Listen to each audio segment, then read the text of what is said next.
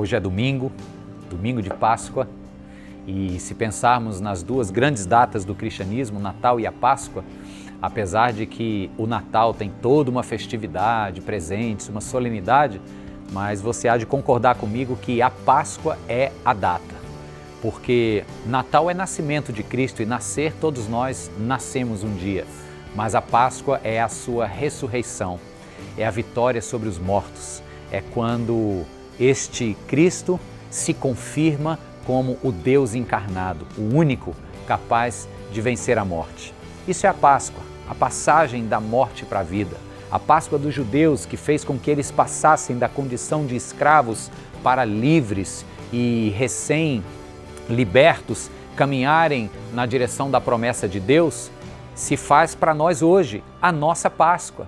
A transição da morte nos nossos pecados para a vida plena em Jesus Cristo, que está a caminho da vida eterna para toda eternidade, para ser redundante. Essa é a Páscoa.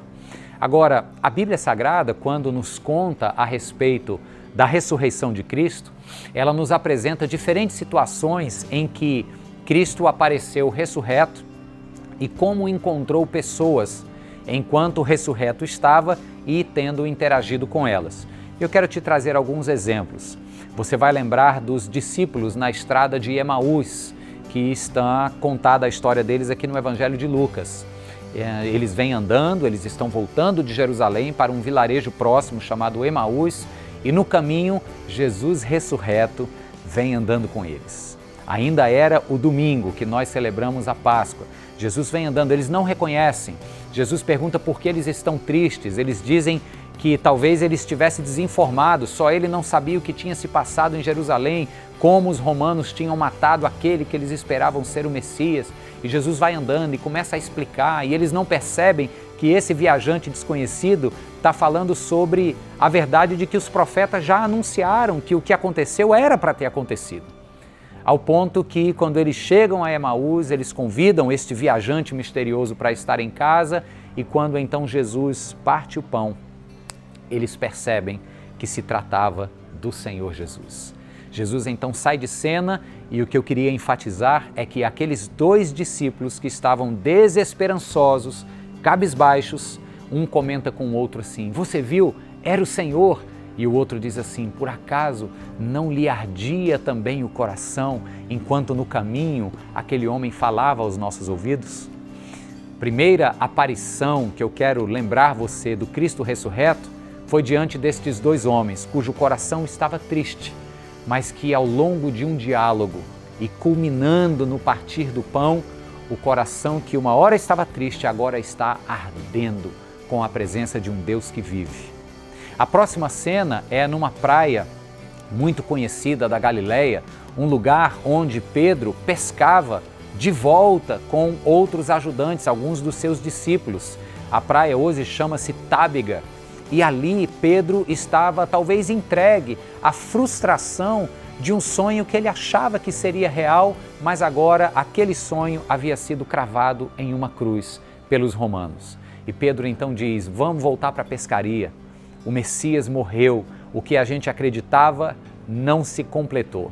De repente aparece este homem misterioso na beira da praia de Tábega, chama Pedro, e Pedro estava com o coração não apenas desacreditado do projeto, mas ferido.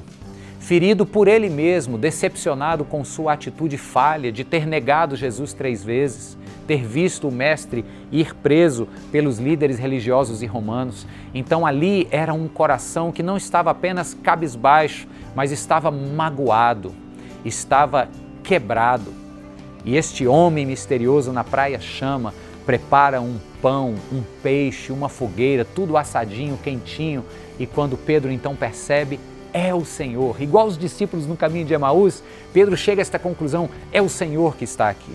E naquele momento, você lembra, Pedro tem a oportunidade de afirmar novamente 3 vezes o seu amor por Jesus, e Jesus então o comissiona para ser o grande apóstolo que ele haveria de ser.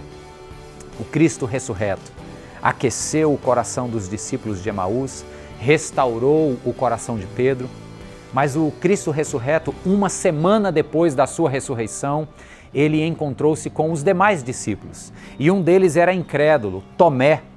E o Tomé disse: se eu não vir as feridas, se eu não tocar, jamais vou crer que tu és o Cristo que morreu uma semana atrás. Jesus disse: não seja por isso, pode pegar aqui, sou eu, Tomé.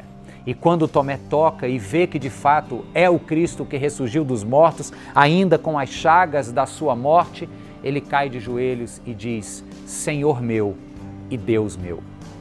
Neste terceiro ponto, nesta terceira aparição, o Cristo ressurreto que celebramos hoje na Páscoa pega um coração incrédulo, um coração que precisava de um recurso a mais para que a sua fé fizesse sentido. Ele precisava ver. Jesus inclusive diz: bem-aventurado os que não precisam ver e creem. Mas Tomé, você precisa ver? Está aqui, pode ver, pode tocar, eu te amo mesmo assim. O Cristo ressurreto contempla todos esses tipos de pessoas, a mim e a você. Alguém cujo coração está triste por circunstâncias da vida, ele traz fogo novo. Alguém que está decepcionado por escolhas erradas que fez na vida, o Cristo ressurreto restaura e te faz acreditar que dá para recomeçar em cima de uma nova chance. E para você que reconhece que tem uma fé fraca, que precisa ver para crer, o Cristo ressurreto haverá de se revelar para você dizendo: eu sou real.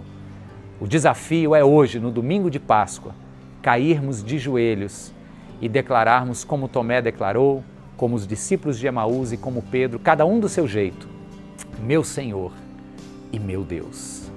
Uma feliz Páscoa para você, que outrora esteve morto, mas que ao lado do Cristo que ressurgiu, vai também ressurgir e viver para sempre.